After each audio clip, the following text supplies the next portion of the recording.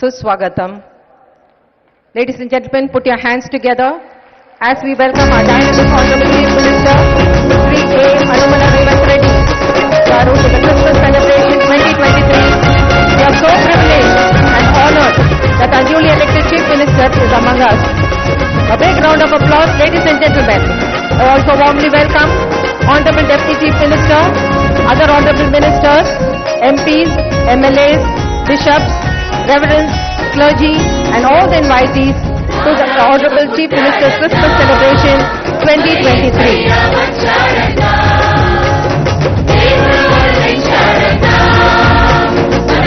A warm welcome, sir. One of the youngest and dynamic Chief Minister of India.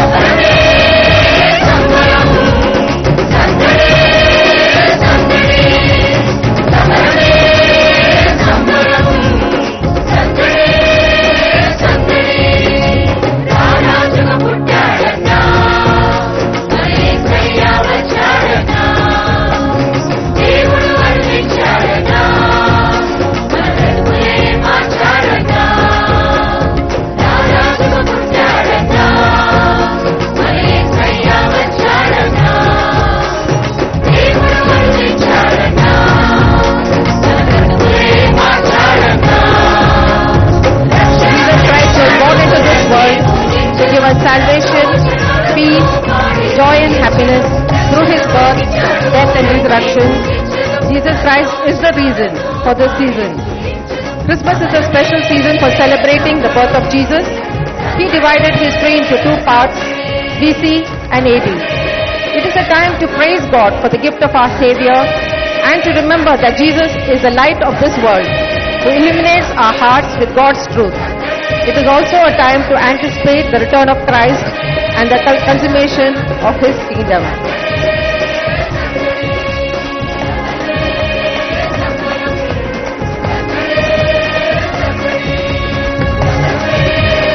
In Hosea 14:3 it is said, "In you the orphan finds mercy.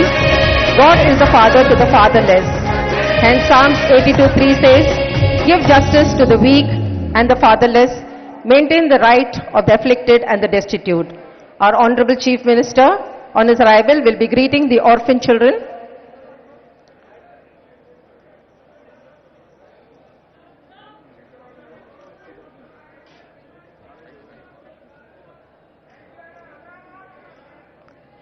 I request our Honorable Chief Minister to please greet the orphan children. Okay. The main objective of the Telangana government under the leadership of our dynamic and beloved Chief Minister is looking out and uplifting the lives of the poor and the downtrodden. It's over that part. Yeah. Yeah. Okay. In John 8:12 it says, "I am the light of the world. Whosoever follows me will never walk in darkness, but will have light of life." May I request Sri Anumala Revanth Reddy Garu to please do the honor of lighting the Christmas tree. A big round of applause.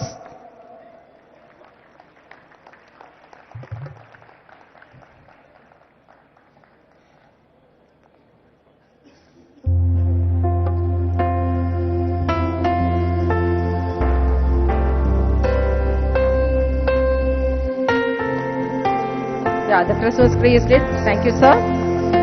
Psalms 119 and verse 105 says, "Your word is a lamp unto my feet and a light unto my path." I request Reverend Y. Mohan Babu, Sion Fellowship, to do the Bible reading.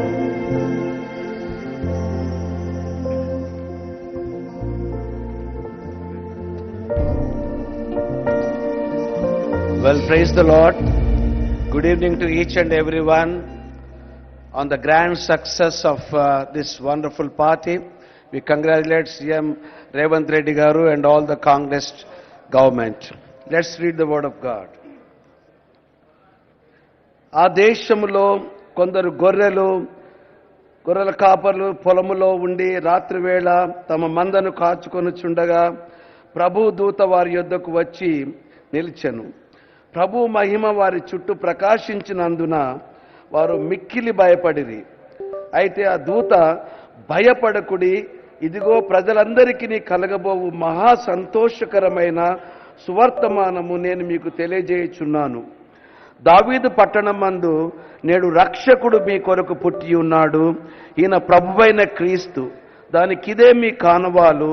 ఒక శిశువు పొత్తిగుడ్డలతో చుట్టబడి ఒక తొట్టిలో పండుకొని ఉండుట మీరు చూచెదరని వారితో చెప్పెను.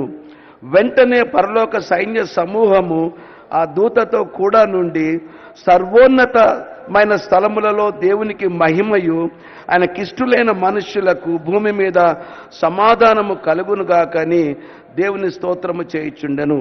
We release this word to the state of Telangana and to the nation of India. లూకా సువార్త 2వ అధ్యాయము 8వ వచనం నుండి 14వ వచనం వరకు చదవబడిన లేఖనము అందరికీ ఆశీర్వాదకరంగా ఉండునుగాక. ఆమేన్.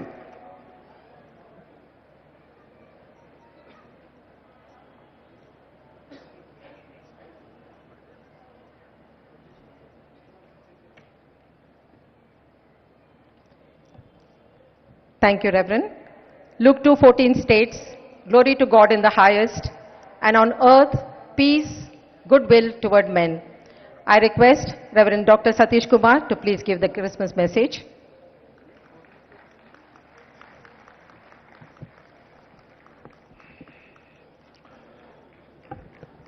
వేదికను అలంకరించిన మన తెలంగాణ గౌరవ ముఖ్యమంత్రి గారైనటువంటి రేవంత్ రెడ్డి గారికి, అలాగే సభను అలంకరించిన ప్రతి ఒక్కరికి క్రిస్మస్ శుభములు తెలియజేస్తూ ఉన్నాను. క్రిస్మస్ సందేశాన్ని అందించండి అని నాకు ఆహ్వానించారు. ఆహ్వానించిన వారికి కూడా నా హృదయపూర్వకమైన ధన్యవాదాలు తెలియజేస్తున్నాను. మన ఇంట్లో మన పిల్లల బర్త్డే జరిగితే ఇల్లంతా పండుగ చేసుకుంటుంది. ఒక గ్రామంలో ఒక సర్పంచ్ చక్కగా ప్రజలకు పరిపాలన అందిస్తే ఊరంతా అతని బర్త్డే సెలబ్రేట్ చేసుకుంటారు. మన దేశం కోసం మహాత్మా గాంధీ ప్రాణం పెట్టాడు కాబట్టి ఆయన జయంతిని మనం అందరం కూడా సెలబ్రేట్ చేసుకుంటాం. కానీ ఈరోజు ప్రపంచమే సెలబ్రేట్ చేసుకుంటున్న ఒక అద్భుతమైన పండుగ క్రిస్మస్ పండుగ. ఎందుకంటే ప్రపంచాన్ని ప్రేమించిన దేవుడు ఆ ప్రపంచాన్ని రక్షించడానికి లోకానికి వచ్చి తన ప్రాణాన్నే మన కోసం దారపోసిన ఈ శుభ గొప్ప దేవుని గూర్చి ప్రపంచమంతా కూడా సెలబ్రేట్ చేసుకుంటున్న ఒక అద్భుతమైనటువంటి పండుగ. ఈ పండుగను పునస్కరించుకొని వచ్చిన మీ అందరూ కూడా హ్యాపీ క్రిస్మస్, మెరీ క్రిస్మస్ తెలియచేస్తూ ఉన్నాను. ఒకానొక సమయంలో ఒక భిక్షగాడు బహు తెలివిగా రాజభవనంలోనికి వచ్చేశాడు. రహస్యంగా లోపలికి జొరబడి ఒక మూల పడకేసేశాడు. ఆ తర్వాత అతన్ని రాజుగారి దగ్గరకు ప్రవేశపెట్టి, రాజా వీడు లోపలికి రహస్యంగా వచ్చేశాడు అని చెప్పినప్పుడు రాజుకు చాలా కోపం వచ్చింది.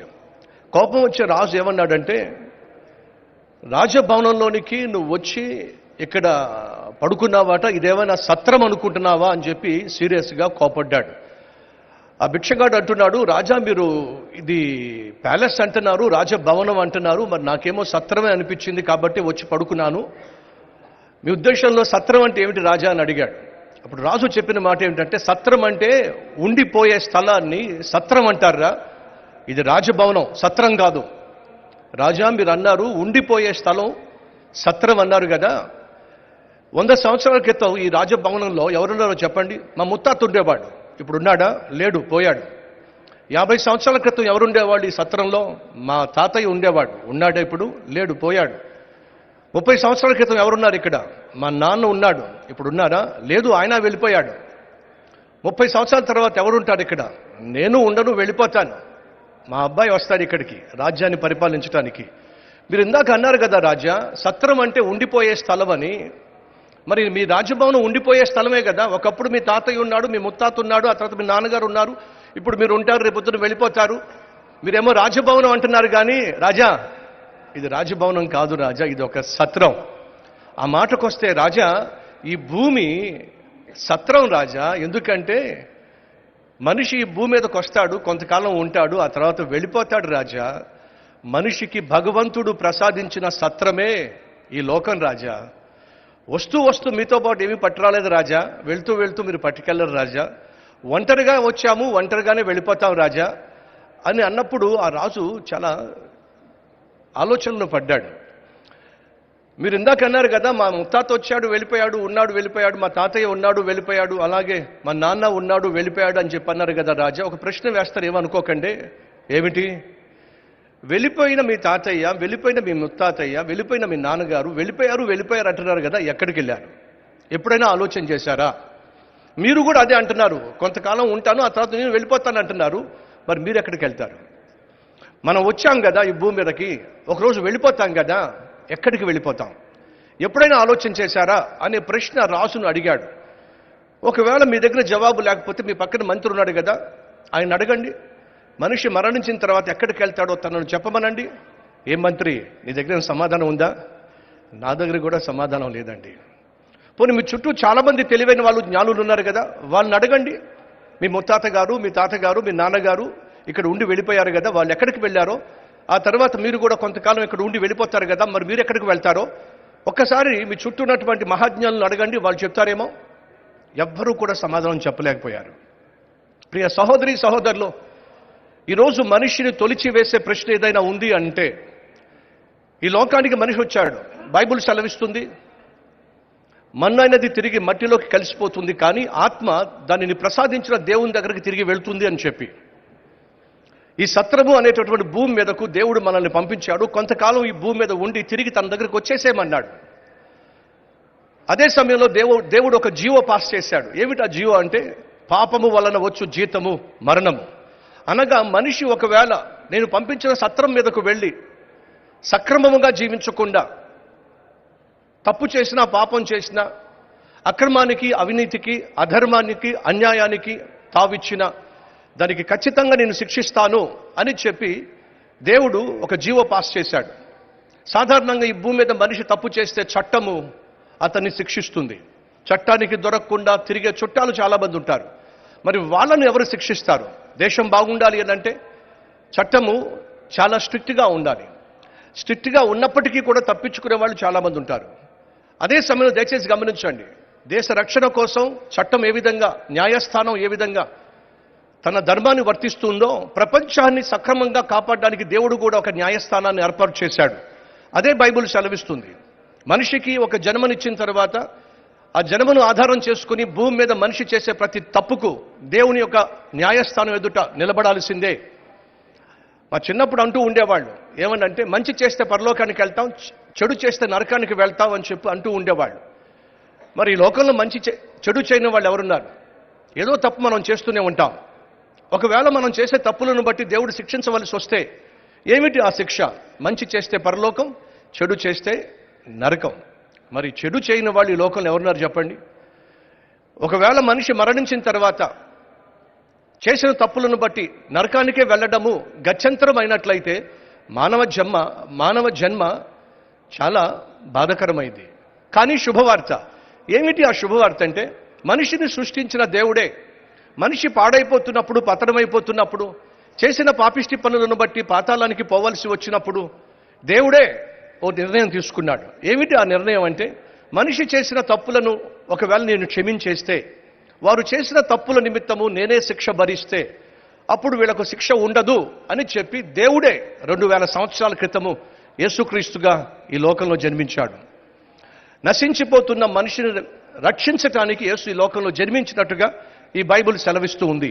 అనగా మనిషి ఈ లోకయాత్ర ముగించిన తర్వాత ఎక్కడికి వెళతాడో అనేటటువంటి సందిగ్ధ స్థితి అవసరం లేదు. ఎందుకనంటే మనం చేసిన తప్పుల నిమిత్తము దేవుడే ఈ భూమి మీదకు దిగి వచ్చి చేసినటువంటి ప్రాణత్యాగం వల్ల మనం చేసిన తప్పులను తన మీద వేసుకుని మరణించాడు కాబట్టి, శిక్ష భరించాడు కాబట్టి ఇక మీదట ఏ ఒక్కరూ కూడా నరకానికి వెళ్ళవలసిన అవసరం లేదు. ఇది దేవుడు మనకిచ్చేటటువంటి మరొక జీవో, అది గాడ్స్ ఆఫర్. ఏమిటి ఆఫర్ అంటే ఫర్గివ్నెస్. ముగించేస్తున్నాను. 2 తమ్ముళ్ళు చాలా అన్యోన్యంగా ఉండేవాళ్ళు. తమ్ముడేమో ఇష్టానుసారంగా జీవించేవాడు, అన్నేమో నీతిగా జీవించేవాడు. చాలా సందర్భాల్లో తమ్ముడికి చెప్తూ ఉండేవాడు, అన్నయ్య ఒరే నువ్వు ఇష్టానుసారంగా జీవిస్తున్నావురా, దానివల్ల నీకు నష్టం, భవిష్యత్తు నాశనం అవుతుందా, మాట వినరా, నేను చెప్పినట్టుగా చేయరా అని అంటే తమ్ముడు మాత్రం చెడు స్నేహితులతో పాటు తిరుగుతూ ఇష్టానుసారంగా జీవిస్తూ దొంగతనాలకు అలవాటు పడ్డాడు. ఒకసారి దొంగతనం చేస్తూ చేస్తూ దొరికిపోయాడు. అలా దొరికిపోయినప్పుడు వాళ్ళు అతన్ని పట్టుకునే ప్రయత్నం చేస్తుంటే తన దగ్గర కత్తి తీసుకుని పొడి చేశాడు, ఇద్దరిని చంపేశాడు. అలా చంపిన తర్వాత వెంటనే వాళ్ళు పోలీసు వాళ్ళకి ఫోన్ చేస్తే పోలీసులు వచ్చేశారు, తప్పించుకు తిరుగుతున్నాడు. ఈ అన్నదమ్ములకున్న ప్రత్యేకత ఏమిటంటే వీళ్ళిద్దరూ కూడా కవల పిల్లలు, ఒకేలా ఉంటారు. ఇప్పుడు పోలీసులు కూడా పడుతున్నారు కాబట్టి ఒకవేళ నేను దొరికినట్లయితే ఖచ్చితంగా నన్ను ఉరికంబం ఎక్కిస్తారని చెప్పి అతడు తప్పించుకుని ఇంటికి వచ్చేశాడు. ఒంటి నిండా రక్తంతో కూడినటువంటి తెల్లని వస్త్రం, చేతిలో కత్తి. లోపలికి వచ్చిన వెంటనే అన్నయ్య అడుగుతున్నాడు, ఏం చేశావురా అని చెప్పి. అన్నయ్య, నేను దారుణం చేశాను, దొంగతనం చేస్తూ దొరికాను, వాళ్ళు నన్ను పట్టిస్తారేమో అనే భయంతో వాళ్ళని చంపేశాను, పోలీసులు నాకు కూడా పడుతున్నారు, దొరికితే మాత్రం నాకు ఉరిశిక్ష వేసేస్తారన్నయ్య, ఏదో ఒకటి చేసి నన్ను రక్షించన్నయ్య అని చెప్పి ప్రాధేయపడుతున్నాడు. తమ్ముడు అంటే అన్నయ్యకు చాలా ఇష్టం, ప్రేమ, ప్రాణం. తన కళ్ళ ముందే తన తమ్ముడు శిక్షించబడుతూ ఉంటాడంటే తను తట్టుకోలేకపోయాడు. అప్పుడు అంటున్నాడు, ఒరే నేను చెప్పింది నువ్వు చేయి, చెప్పన్నా, ఏం చెప్తా చేస్తాను, నీ రక్తముతో కూడినటువంటి చొక్కా నాకు ఇచ్చేసాయి. గబగబా ఆ చొక్కాను తన మీద వేసేసుకున్నాడు. తన తెల్లంటి అంగి తమ్ముడికి ఇచ్చేశాడు. ఆ కత్తి నాకు ఇవ్వు అన్నాడు. కత్తి కూడా తన చేతిలో తీసేసుకున్నాడు. ఈ లోపల పోలీసు వాళ్ళు వచ్చేశారు. వచ్చిన వెంటనే ఇద్దరు కవలలు గనుక, ఒకేలా ఉన్నారు గనుక ఆ కుటుంబ సభ్యులు వేలు పెట్టి చూపిస్తూ అతనే చంపేశాడు అని చెప్పి అన్నయ్యను చూపించారు. అన్నయ్యను పోలీసులు పట్టుకెళ్ళిపోయారు. అన్నయ్య, నువ్వు చేస్తుంది ఏమిటే? అరే, నేను ప్రాణంగా ప్రేమించాను రా, కాబట్టి నేను రక్షించుకోవడం నా బాధ్యతగా భావించాను, కాబట్టి నేను వెళ్తున్నాను రా అని చెప్పి అన్నాడు. అని చెప్పి అన్నయ్య ఆఖరికి ఉరికంబం ఎక్కాల్సి వచ్చింది. చచ్చిపోబోయే ముందు అడిగారు, నీకు ఏదైనా కోరిక ఉందా అని చెప్పి. ఒక్కగానొక్క కోరిక అండి. ఏమిటి ఆ కోరిక? మా తమ్మునితో మాట్లాడాలని ఆశపడుతున్నాను. అతన్ని ప్రవేశపెట్టారు. తమ్ముడు ఏడుస్తున్నాడు, అన్నయ్య, హత్య చేసింది నేను, నేరం చేసింది నేను, కూనీ చేసింది నేను, కానీ ఏ తప్పు చేయనటువంటి నువ్వెందుకు అన్నయ్య నా స్థానంలో మరణిస్తున్నావు? అన్నయ్య మళ్ళా చెప్తున్నాడు, నిన్ను ప్రాణంగా ప్రేమించానురా, నా ప్రాణమైనా పోగొట్టుకుంటాను, కానీ నువ్వు మాత్రం శిక్షించబడకూడదనే ఉద్దేశంతోనే నా ప్రాణాన్ని నీ కోసం త్యాగం చేస్తున్నాను రా. ఒరే, ఒక మాట అడుగుతాను, చెప్తావా? ఏంటో చెప్పన్నా, నువ్వు ఏం చెప్పినా నేను చేస్తానన్నయ్య. ఏం లేదురా, నీ స్థానంలో నీకోసం ఏ తప్పు చేయని నేను మరణిస్తున్నాను రా. ఇక నుంచి నా స్థానంలో నీతిగా యథార్థంగా జీవిస్తానని, సొసైటీకి ఉపయోగపడతానని, సమాజానికి ఉపయోగకరంగా ఉంటానని నాకు మాట ఎవరా అని అంటే ఆ రోజు తమ్ముడు మాట ఇచ్చాడు, అన్నయ్య, నా స్థానంలో నువ్వు మరణిస్తున్నావు, ఇక నీ స్థానంలో నేను జీవిస్తా అని మాటిచ్చాడు. ఆ రోజు నుంచి ఆ తమ్ముడు యథార్థంగా జీవించడం ప్రారంభించాడు. ప్రియ సహోదరి సహోదరులు, 2000 సంవత్సరాల క్రితం ఎగ్జాక్ట్గా ఇదే జరిగింది. ఎందుకని ప్రపంచమంతా యేసుక్రీస్తు యొక్క జన్మమును సెలబ్రేట్ చేసుకుంటున్న కారణం ఏంటి తెలుసా? మనిషిని సృష్టించిన దేవుడు తన కళ్ళ ముందే మనిషి నాశనం అయిపోతున్నప్పుడు, అన్యాయానికి, అక్రమానికి, అవినీతికి, అధర్మానికి తను అమ్మేసుకుని ఆ తరువాత చేసిన తప్పుల వల్ల తిన్నగా నరకానికి వెళ్ళిపోతున్నప్పుడు అది చూస్తూ చూస్తూ సహించలేని దేవుడే ఈ భూమి మీదకు వచ్చాడు. మనిషి చేతులతో తప్పు చేస్తున్నప్పుడు తన చేతులను మేకులకు అప్పగించాడు. మనుషులు ఇష్టం వచ్చినట్టుగా కాళ్లతో తిరుగుతున్నప్పుడు తన కాళ్లను సిలువకు అప్పగించాడు. దేహంతో మనిషి తప్పు చేస్తున్నప్పుడు తన దేహాన్ని మరణానికి అప్పగించాడు. పాపిష్టి తలంపులు తలస్తూ మనిషి ఇష్టం వచ్చినట్టుగా తలస్తున్నప్పుడు తన శిరస్సును ముళ్ళ కిరీటానికి అప్పగించాడు. రక్త ప్రోక్షణం పాప వినాశనం అని మన పెద్దలు చెప్పారు. రక్తం ప్రోక్షించబడితే పాపానికి విరుగుడు ఉంటుంది అని చెప్పి రక్తాన్ని ప్రోక్షించి పాపానికి విరుగుడును తీసుకొచ్చి మనిషి నశించిపోవలసిన సమయంలో మనిషిని ప్రాణంగా ప్రేమించిన దేవుడే తన ప్రాణాన్ని శిలువలో అప్పగించాడు. అంతేకాకుండా ఆయన దేవాది దేవుడు కనుక 3వ రోజున తిరిగి లేచాడు. సాధారణంగా ప్రతి ఒక్కరికి జయంతి ఉంటుంది, వర్ధంతి ఉంటుంది, కానీ ఒకే ఒక్కరికి 3వ దినం ఉంది. అదేంటో తెలుసా? పునరుద్ధాన దినము, అనగా మరణమును గెలిచి తిరిగి లేచిన దినము. మన ప్రభు అయిన యేసుక్రీస్తు మన కోసం మరణించాడు, సమాధి చేయబడ్డాడు, తిరిగి లేచాడు. ఆయన ఒకే ఒక్క మాట చెప్పాడు, మీ అందరికీ మరొక జీవో ఇస్తున్నా. సాధారణంగా గవర్నమెంట్ ఆర్డర్ ఇస్తే తూచా పాటించాల్సిందే. మరొక జీవో ఇస్తున్నాడు. అదేమిటంటే గాడ్స్ ఆఫర్. నేను మీకోసం నా ప్రాణాన్ని దారిపోశాను, మీకోసం పరలోకానికి వెళ్తున్నాను, పరలోకాన్ని సిద్ధపరుస్తున్నాను.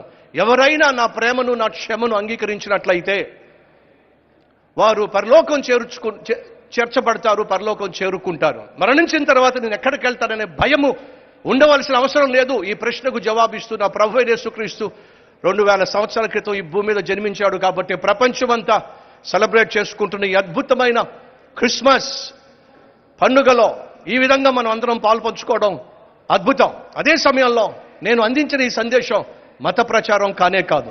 ఎందుకంటే యేసుక్రీస్తు మతాన్ని స్థాపించడానికి ఈ లోకానికి రాలేదు. మత మార్పిళ్లు చేయమని ఏ ఒక్కరికి బోధించలేదు. బలవంతంగా మత మార్పిళ్లు చేయమని చెప్పి ఏ ఒక్కరికి చెప్పలేదు. ఆ మాటకొస్తే యేసుక్రీస్తు ఈ లోకంలో ఏ మతాన్ని స్థాపించడానికి రాలేదు. పైపెచ్చు వచ్చిన కారణం ఏమిటంటే పాపిష్టి మనిషిని పరిశుద్ధునిగా మార్చడానికి, పాతాళానికి పోవలసిన మనిషిని పరలోకానికి చేర్చడానికి యేసుక్రీస్తు ఈ లోకానికి వచ్చాడు. అది బైబిల్ సారాంశం. ఇది సతీష్ కుమార్ అందించే సందేశం. అయ్యా ముఖ్యమంత్రి రేవంత్ రెడ్డి గారు, ఒక్క విషయం మీతో చెప్తాను. సుమారు 4 కోట్ల మంది మిమ్మల్ని నమ్మి అద్భుతమైన పరిపాలన అందిస్తారని చెప్పి మిమ్మల్ని ముఖ్యమంత్రిగా ఎన్నుకున్నారు. భగవంతుడు మిమ్మల్ని నమ్మి ఈ రాష్ట్రాన్ని మీ చేతిలో పెట్టాడు.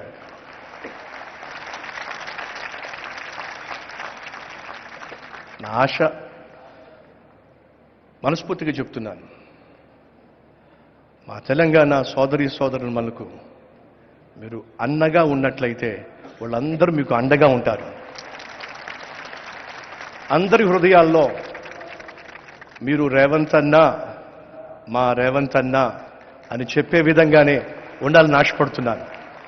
అమ్మలకు నాన్నలకు మీ ఆప్యాయతను పంచండి.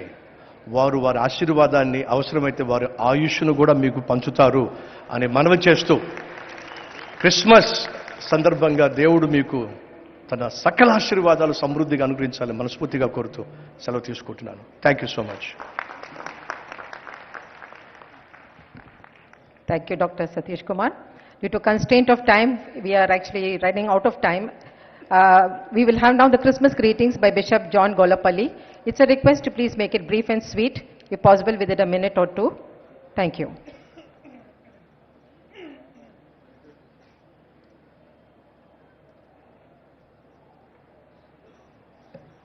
Thank you madam. కనీసం మీరు 1-2 నిమిషాలు అన్నారు. Good evening to all. అందరికీ ప్రభు నామములో వందనాలు చెల్లిస్తున్నాను. Praise the lord. ఇంతమందిని చూడటం చాలా సంతోషంగా ఉంది. నా మట్టుకైతే మన ప్రియులు ముఖ్యమంత్రి గారు డిసెంబర్లో మాట్లాడుతూ ప్రీ ఎలక్షన్స్ అప్పుడు ఈ మెరకల్ మంత్ అని చాలాసార్లు అన్నారు. నేను అర్థం చేసుకున్న దానికి డెఫినేషన్ ఇవ్వలేదు, కానీ నేను అర్థం చేసుకున్నది ఎందుకంటే క్రిస్మస్ అంటే క్రీస్తు జన్మ ఈజ్ అ మెరకల్. దాన్ని బట్టి అని ఉంటారు. సార్, మేము క్రిస్టియన్ కమ్యూనిటీ మేమేం చేయలేదు మీకోసం, కానీ ప్రార్థన చేశాం. మాకు ఒక సెక్యులర్ లౌకిక ప్రభుత్వం కావాలని కొందరైతే ఉపవాసం ఉండి కన్నీటితోటి ప్రార్థన చేశారు. దానికి జవాబుగా దేవుడు మిమ్మల్ని, మన సతీష్ కుమార్ గారు చెప్పినట్టు మిమ్మల్ని మాకు అందించాడు. మీ ప్రభుత్వమే, మీ పాలన ఒక మెరకల్ పాలనగా ఉండాలని మేము కోరుకుంటున్నాం. మీరు అసెంబ్లీలో మాట్లాడుతూ బయట కూడా మాట్లాడుతూ మాది ఇన్క్లూసివ్ పరిపాలన అంటున్నారు.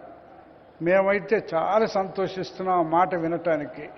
అంటే మీరు సెక్యులర్ పార్టీ. ఇంకొక మాట కూడా వాడారు మీరు, మైనారిటీస్ మేము కాపాడుకుంటాము అని అన్నారు. మీరు అసెంబ్లీలో అన్నారు. ఇది మైనారిటీస్ మమ్మల్ని కూడా ఇంక్లూడ్ చేసుకోండి క్రిస్టియన్ కమ్యూనిటీ. ఎందుకోసం అని అంటే మైనారిటీ అనగానే ఒక దగ్గరికి వచ్చి ఆగిపోతుంది. దయచేసి మా దగ్గరకు కూడా రానివ్వండి. మీరు పరిపాలనకు వచ్చారు కనుక మీ సద్హృదయం బట్టి మీరు అందరినీ ఎంబ్రేస్ చేసుకుంటున్నారు కనుక on behalf of all Christian community all over Telangana we continue to pray for you and for your మంత్రివర్గం. కానీ ఇదొక రిక్వెస్ట్ సార్, సంహౌ మమ్మల్ని నేషనల్ లెవెల్లో ఆల్సో స్టేట్ లెవెల్లో ఇగ్నోర్ చేస్తున్నారు. మీరు వచ్చారు కనుక మాకు సంతోషం వచ్చింది. మెరకల్ మంత్ సార్ ఇది. మీ పాలన కూడా మెరకల్ పాలన కావాలి. On behalf of free Methodist church as bishop and also synod of Telangana,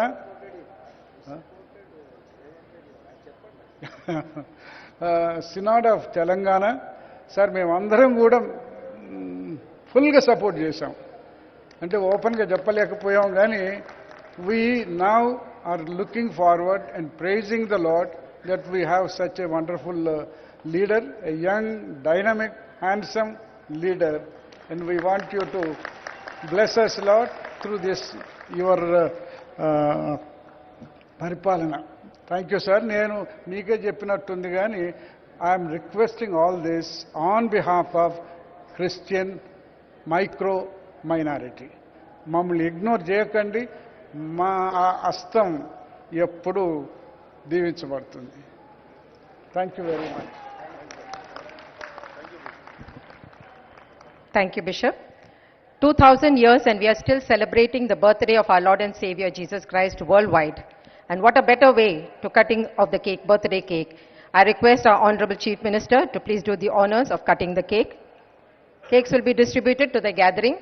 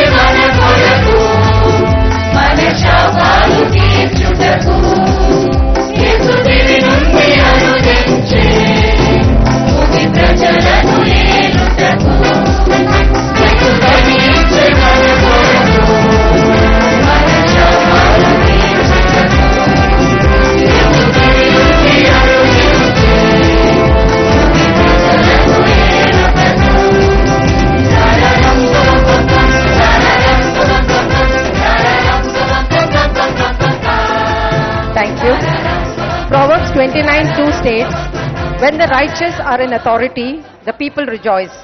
And CM sir, we definitely want to rejoice under your rule.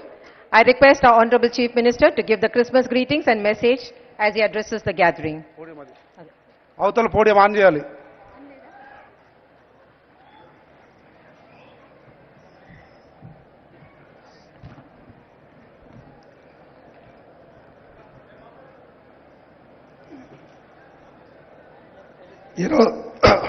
ఈరోజు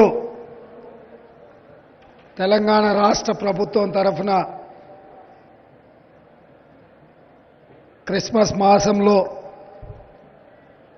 క్రిస్మస్ పండుగ నిర్వహించడానికి ఇంత పెద్ద ఎత్తున ఏర్పాటు చేసిన కార్యక్రమంలో మా శాసనసభ స్పీకర్ గడ్డం ప్రసాద్ గారు, మంత్రివర్గ సహచరుడు పొన్నం ప్రభాకర్ గారు, మాజీ మంత్రివర్యులు మహమ్మద్ అలీ షబ్బీర్ గారు, ఇతర పెద్దలందరూ, అంజన్ కుమార్ యాదవ్ గారు, అదేవిధంగా చాలామంది బిషప్లు, పాస్టర్లు రాష్ట్రం నలుమూలల నుంచి రావడమే కాకుండా నా అభిమాన పాత్రులైన మా క్రిస్టియన్ మైనారిటీ సోదరులు వేలాదిగా ఇక్కడికి వచ్చి ఈ పండగను ఒక ఉత్సాహంతో జరుపుకోవడానికి ప్రభుత్వంతో కలిసి ఈరోజు ఈ శుభ కార్యక్రమాన్ని ఏర్పాటు చేసుకొని జరుపుకుంటున్న అందరికీ కూడా క్రిస్మస్ శుభాకాంక్షలు. మిత్రులారా, ఈ రాష్ట్రం, ఈ దేశం సుభిక్షంగా ఉంది అనంటే ఈ రాష్ట్రంలో, ఈ దేశంలో మత సామరస్యాన్ని కాపాడడమే కాకుండా ఈ దేశంలో ఏ మత విశ్వాసాలను ఎవరు విశ్వసించినా వారి మతాన్ని, వారి విశ్వాసాన్ని స్వేచ్ఛగా చెప్పుకునే అవకాశం కాంగ్రెస్ పార్టీ కల్పించింది, రక్షణ కాంగ్రెస్ పార్టీ కల్పించింది.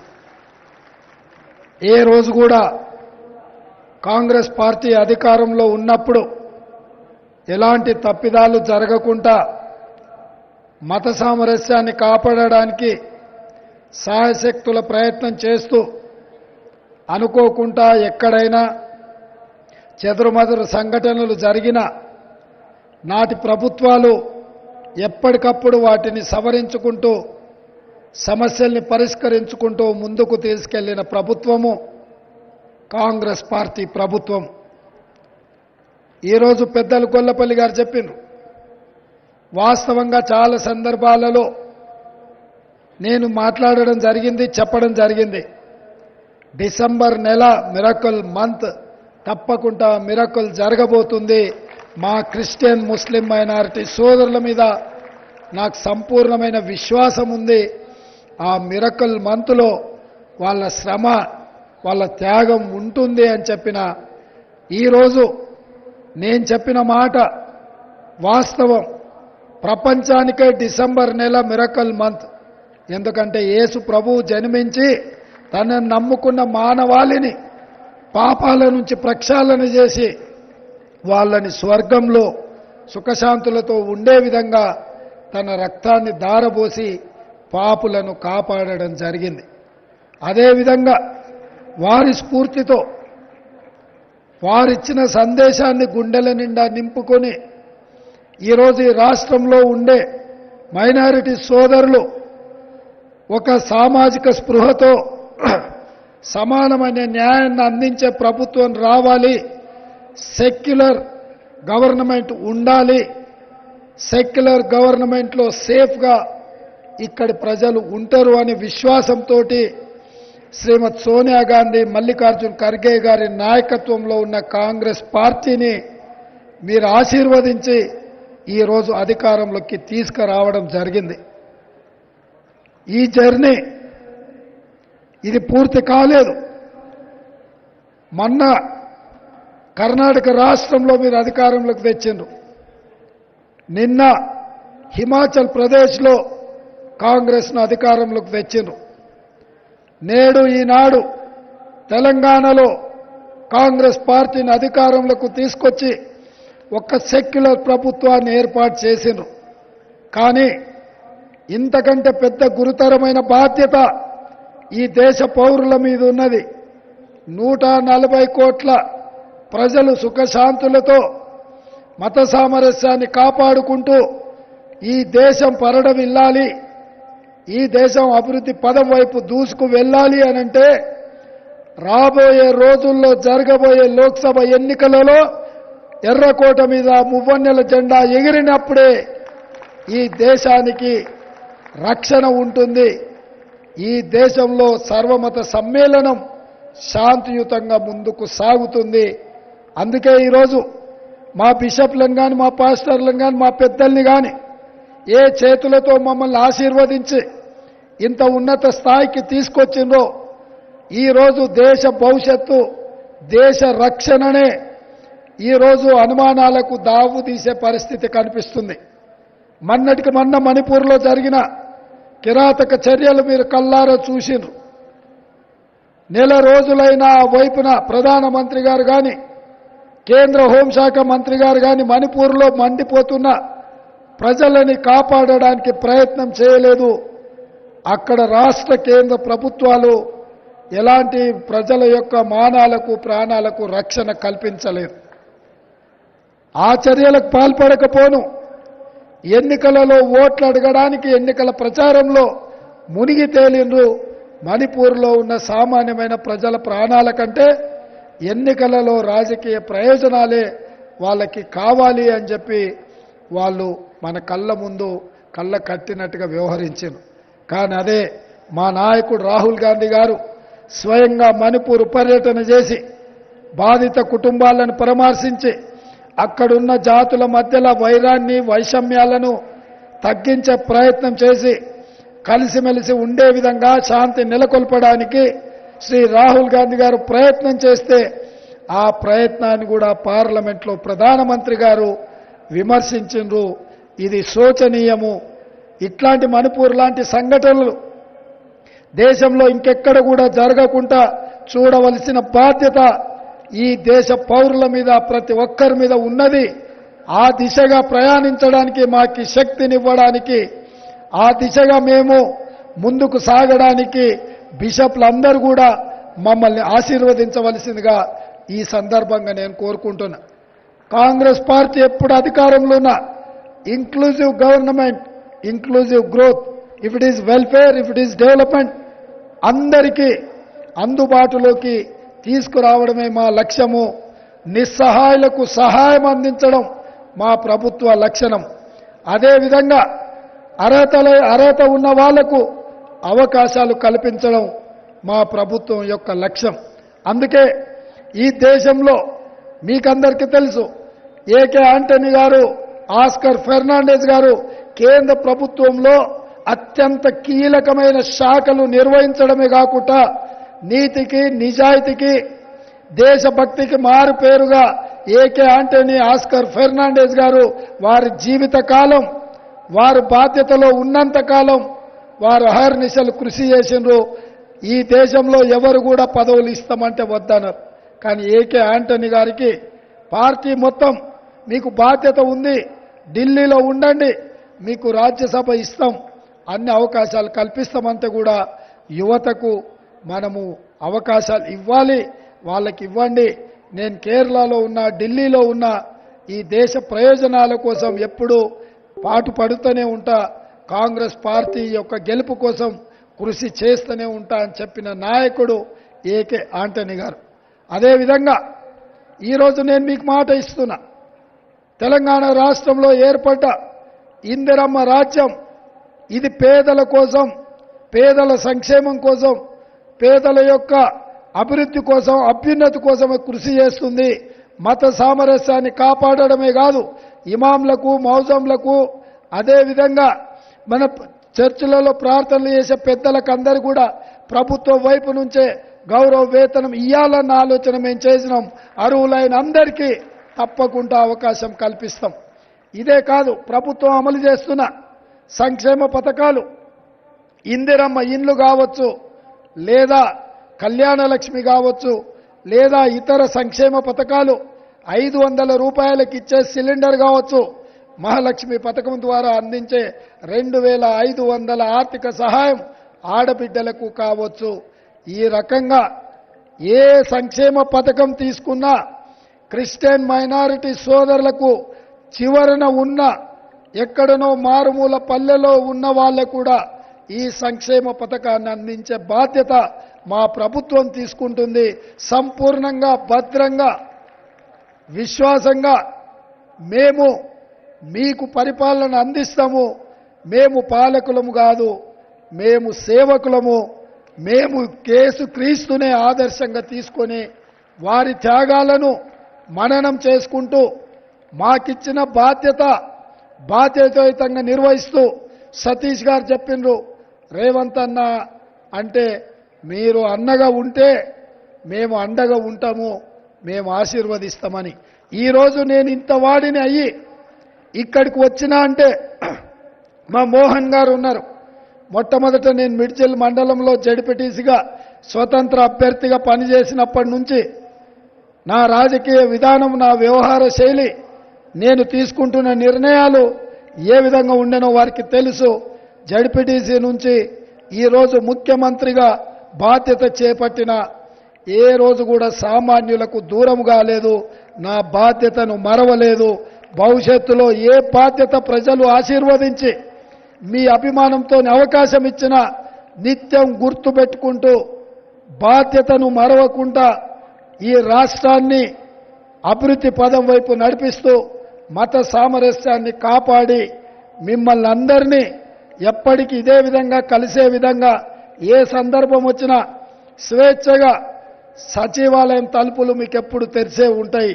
ఎప్పుడైనా మీరు రావచ్చు, ఏ సమస్య అయినా మీరు విన్నవించవచ్చు. అందుకే ఘడీలలాగా ఉన్న ముళ్ళ కంచెలతో ఇక్కడి ప్రజల్ని ఎన్నుకున్న ప్రజలనే దూరం పెట్టి పోలీసు పహారాల మధ్యలో ఉన్న ప్రభుత్వాన్ని ముళ్ళ కంచెలు బద్దలు కొట్టినాం. ప్రజావాణి కార్యక్రమాన్ని చేపట్టినాం. ప్రజలు తమ వాణిని స్వేచ్ఛగా వినిపించే అవకాశం కాంగ్రెస్ పార్టీ మా ప్రభుత్వం కల్పించింది. ఎప్పుడు ఏ సమస్య వచ్చినా మా దృష్టికి తీసుకురండి, తప్పకుండా అండగా నిలబడతాం, ఆ సమస్యల్ని పరిష్కరిస్తామని తెలియజేస్తూ మరొక్కసారి క్రిస్మస్ శుభాకాంక్షలు మా మిత్రులందరికీ మీ ద్వారా ఈ దేశ ప్రజలందరికీ కూడా క్రిస్మస్ శుభాకాంక్షలు తెలియజేస్తూ మీ అందరి దగ్గర సెలవు తీసుకుంటున్నా. జై హింద్.